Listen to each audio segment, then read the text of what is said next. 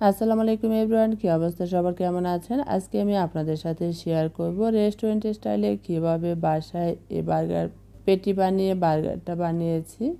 আর এভাবে কিন্তু চিকেন পেটিটা বানিয়ে তারপরে আপনারা বাসায় খুব সহজে এই বার্গারটা বানাতে পারেন। আশা করছি আমার আজকের এই বার্গারের রেসিপিটি আপনাদের ভালো লাগবে। আজকের এই চিকেন বার্গারের পেটিটা বানানোর জন্য প্রথমে নিয়েছি এখানে মুরগির বুকের মাংস, তার সাথে আমি কিছুটা চর্বি নিয়েছি। এই চর্বিটা ছিল কক মুরগির। এখন সব কিছু ভালোভাবে কিমা করে নিয়েছি। আপনারা যদি এখানে চর্বি ব্যবহার না করেন তখন কিন্তু এখানে তেল ব্যবহার করতে হবে। এখন কিমা করে নেওয়ার পর এর মধ্যে দিয়ে দিচ্ছি 2 টেবিল চামচ দুধ, তার সাথে এখানে দিয়ে দিচ্ছি 3 পিস পাউরুটি। পাউরুটিটা আমি ভিজিয়ে ভালোভাবে চিপে নিয়েছি। এখন দুধ আর পাউরুটিটা ভালোভাবে চিকেনের সাথে মিশিয়ে নিব। আর এভাবে বার্গারের পেটিটা বানালে খুবই টেস্টি হয়। এখন এর মধ্যে 1 টেবিল চামচ দিয়ে দিচ্ছি সয়া সস, হাফ কাপ দিয়ে দিচ্ছি পেঁয়াজ কুচি। পেঁয়াজটা একটু মিহি কুচি করে নিয়েছি। এর মধ্যে কিছু আরও উপকরণ দিয়ে দিচ্ছি।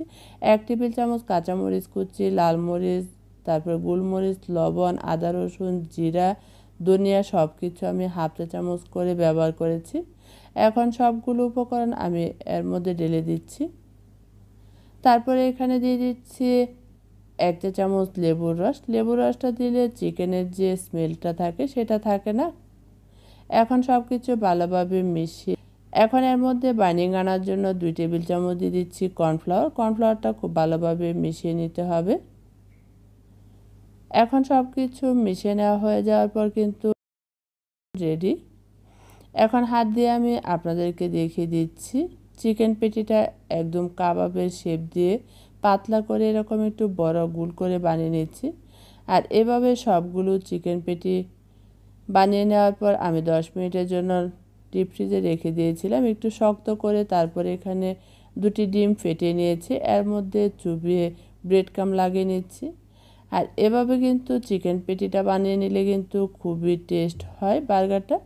এখন এভাবে ব্রেড ক্রাম লাগিয়ে আমি কিছুটা ডিপ ফ্রিজে একটি এয়ারটাইট বক্সে রেখে দিব। তারপরে এখানে ভেজে নেওয়ার জন্য একটি প্যানের মধ্যে তেল গরম বসিয়েছি। তেলটা এখন গরম হয়ে যাওয়ার পর এর মধ্যে পেটিগুলো দিয়ে ভেজে নিচ্ছি। এরকম কালার হয়ে আসলে উল্টে পাল্টে একটু ভেজে নেব। আর কালারটা কিন্তু আপনাদের ব্রাউন কালার করে তেল থেকে উঠিয়ে নিতে হবে। এখন আমি পেটিগুলো উঠিয়ে আপনাদেরকে দেখিয়ে দিচ্ছি, দেখুন।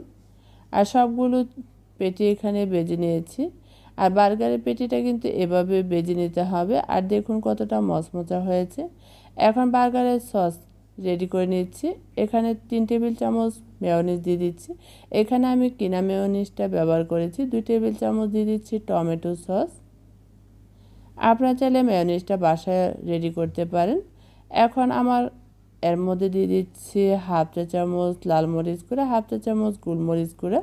এটা দিয়েছি সসটার টেস্ট ভালো আনার জন্য। এখন সব কিছু মিশিয়ে নেওয়ার পর এখন কিন্তু সসটা রেডি হয়ে গেছে।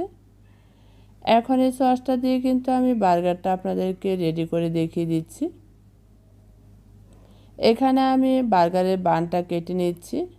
আর এই বানের রেসিপিটি কিন্তু এর আগের ভিডিওতে আমি শেয়ার করেছিলাম। সেই ভিডিও লিঙ্কটা আমি এই ভিডিওর ডেসক্রিপশন বক্সে দিয়ে রাখবো, আপনারা দেখে নেবেন। এখন বানের মধ্যে প্রথমে সস লাগিয়ে নিব। সসটা আপনাদের পছন্দ মতো লাগিয়ে নিতে পারেন। আমি একটু বাড়িয়ে ভালোভাবে লাগিয়ে নিচ্ছি। তারপরে এখানে দিয়ে দিচ্ছি লেটুস পাতা। এই লেটুস পাতাটা দিলে কিন্তু বার্গারটা দেখতেও ভালো লাগে। এখন এর মধ্যে পেটিটা বসিয়ে দিয়েছি, তারপরে স্লাইস করে শসা টমেটো বসিয়ে দিয়েছি। তারপরে উপরের পাটটাও বসিয়ে দিব। আর এভাবে বানটা পুরোপুরি রেডি হয়ে গেছে। একটি কাঠি দিয়ে আটকে দিচ্ছি। আর দেখলেন তো কত সহজে এই পেটি রেডি করে বার্গারটা রেডি করে নিয়েছি। আশা করছি আমার আজকে রেসিপিটি ভালো লেগেছে। আবারও দেখা হবে নতুন কোনো রেসিপি নিয়ে। সে পর্যন্ত ভালো থাকবেন। আল্লাহ হাফেজ।